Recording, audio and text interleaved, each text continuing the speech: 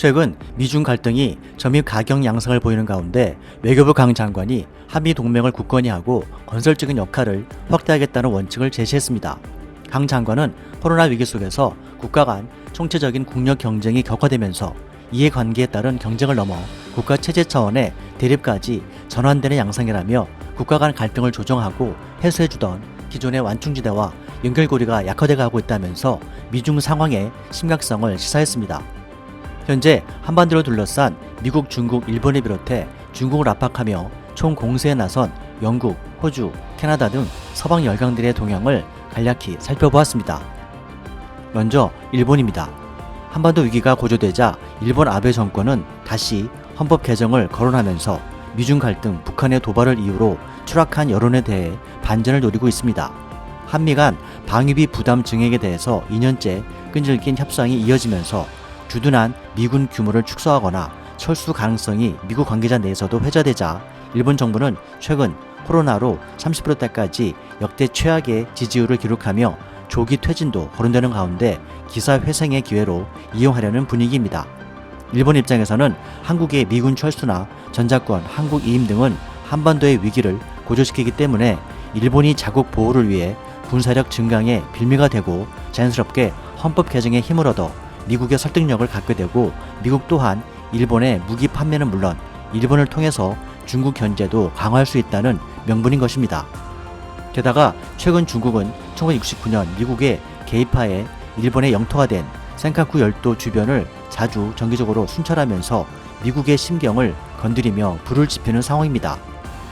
그러나 한미 군사 축소 의견은 일본에도 동일하게 적용될 수 있다는 것이어서 변화되는 국제 정세에 대해 한일 간 정치와 외교적인 대응의 차이를 보여주고 있습니다. 최근 중국의 홍콩 보안법 때문에 언론의 독립성 침해를 우려해 이를 보장해줄 새로운 아시아의 거점으로 도쿄가 아닌 서울을 선택한 것이 한일례일 것입니다. 더 놀라운 것은 한미 미사일 협정이 개정되어서 이제 한국도 발사체의 고체 연료를 사용하게 됐다는 것입니다. 즉 정찰 위성과 중장거리 미사일 토대가 마련된 것입니다. 김현정 청와대 국가안보실 차장은 28일 브리핑을 통해서 2020년 7월 28일부터 우주 발사체에 대한 고체 연료 사용 제한이 완전히 해제됐다고 밝혔습니다. 한미 미사일 지침은 크게 3개 분야로 군사용 탄도미사일, 군사용 순항미사일, 우주 발사체로 나뉩니다. 이번에 개정된 것은 우주 발사체 고체 연료 분야입니다.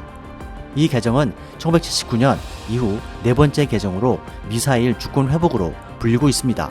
앞으로는 대한민국 모든 기업과 연구소, 개인도 자유롭게 사용할 수 있게 됨으로써 다양한 분야에서 묶여 있었던 연구개발과 생산 등이 이루어져 군 정보, 감시와 정찰 능력이 당장 업그레이드 될 것이고 우주산업 분야의 발전도 가속화될 전망입니다. 한국은 아직 군용 정찰 위성을 보유하지 않았지만 이제 가능하게 됨으로써 빠르면 2020년 올해 후반 저궤도 군용 정찰 위성을 발사할 수 있을 것이라면서 이는 한미일 지소미아 협정에 있어서도 한층 유리한 입장에 놓이게 되는 것으로 이전보다도 월등한 정보와 감시 능력을 보유하게 될 것이라고 전명하고 있습니다. 더욱이 위성 개발 능력은 곧 미사일 개발과 발사 능력과도 직결되는 기술이기 때문에 북한은 물론 일본과 중국, 러시아 등 주변 국가들에게도 민감한 소식일 것입니다. 지난해 10월 문재인 대통령의 지시로 이러한 미국과의 협상은 시작됐고 협상은 생각보다 빠르게 성사됐으며 사정거리 800km 제한 해제도 추진될 예정입니다. 김현정 청와대 국가안보실 2차장은 28일 브리핑에서 안보상 필요하다면 사거리 제한을 해제하는 문제를 언제든 미국 측과 협의할 수 있다고 밝혔습니다.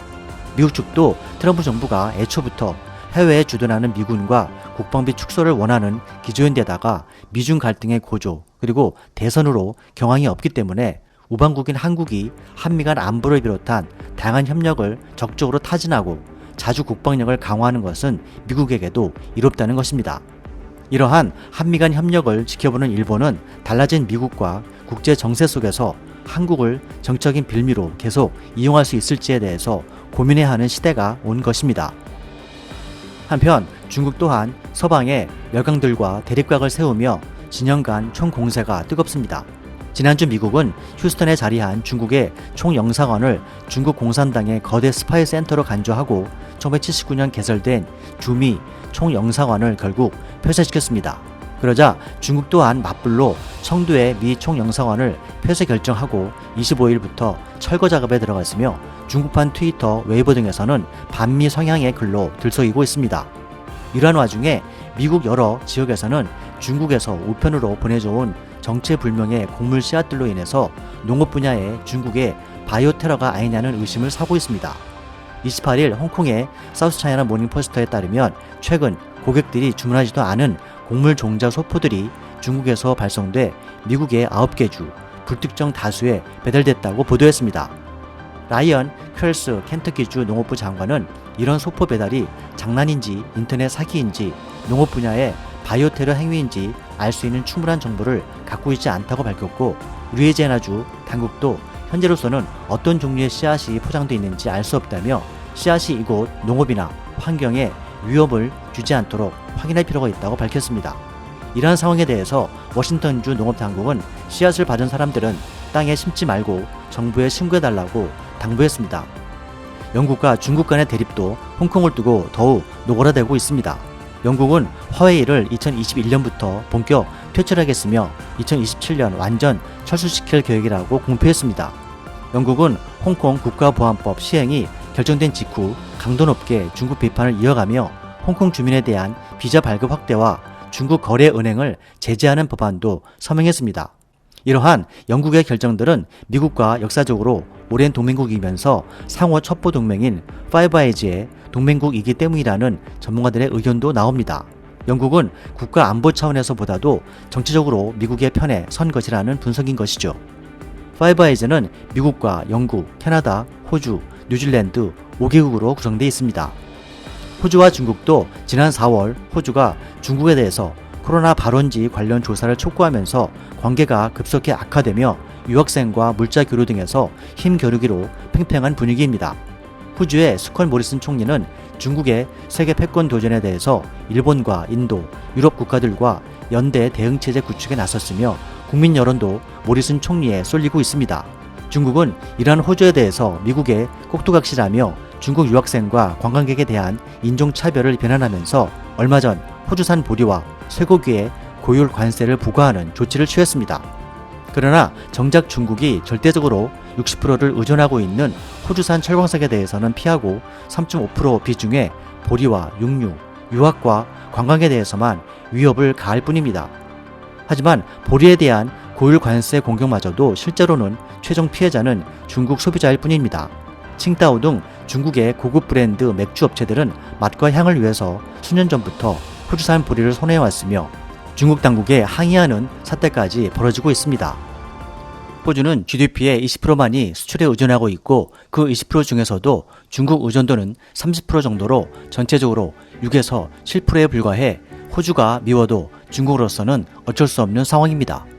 그럼에도 불구하고 양국 간 무역 및 투자는 전년와는 달리 2010년부터 꾸준히 증가하고 있습니다. 코로나발 세계 경제 침체 속에서 호주와 중국 간 민간 경제 및 교류는 급증하고 있는 것입니다.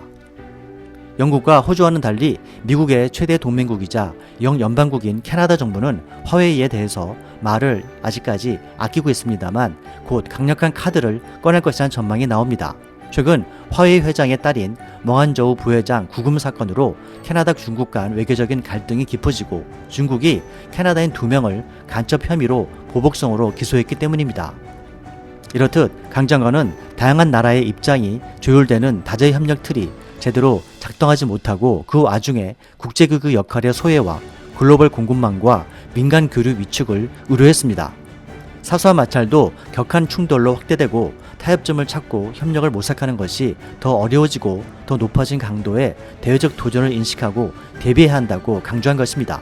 그러면서 안보와 경제통상, 과학기술과 가치규범 4가지 분야에서 외교적인 지향점을 제시하며 한미동맹의 건설적인 역할 확대와 공정하고 효율적인 경제통상 그리고 전략적인 기술 안보와 인류가 공동으로 추구하는 가치규범을 증진하는 데 기여해야 한다고 주장했습니다.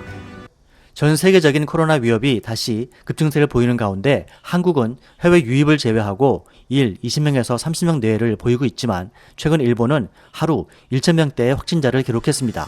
아베 정부는 전문 의학자들이 검사 속도와 규모를 더 늘려야 한다는 목소리를 듣지 않고 또다시 아베노마스크 공급을 결정하며 국민의 여론과는 정반대의 길을 걷고 있습니다. 한국은 변화된 자국 중심주의 국제 정세 속에서 모범 방역국으로 국제 위상을 높이며 의료와 홈 가전, 식품 등 새로운 효자 수출 품목의 다변화에 주목하고 우주 발사체, 고체 연료 사용 등 미래 산업의 약진과 대내외 국방력 강화, 경제 재도약의 기회와 흐름을 놓치지 않으려 총력을 기울이는 모습입니다. 이상 미스터 돌프 TV였습니다. 시청해주셔서 감사합니다.